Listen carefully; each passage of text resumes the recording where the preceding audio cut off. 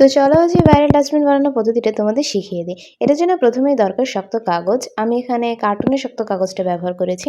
কারণ এগুলো বেশ শক্ত এবং মোটা হয়ে থাকে, যার কারণে বেশ অনেকদিন টেকসইও হয়। তোমরা তোমাদের সুবিধা মতো যেকোনো ধরনের শক্ত কাগজই ব্যবহার করতে পারো। তবে কার্টুনের শক্ত কাগজটা ব্যবহার করলে বেশি ভালো হয়।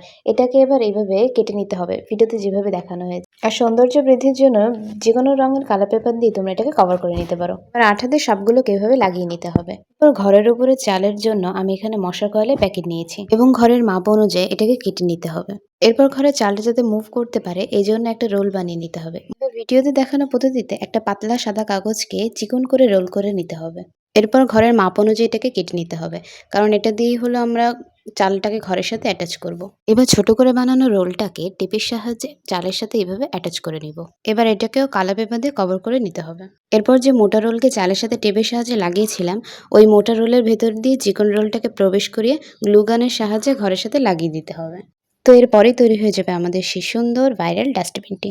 কেমন হয়েছে কমেন্ট করে জানিও। আর ভালো লাগলে ভিডিওটাতে লাইক করো আর চ্যানেলকে সাবস্ক্রাইব করে পাশে থাকো। আজ আসি, টাটা।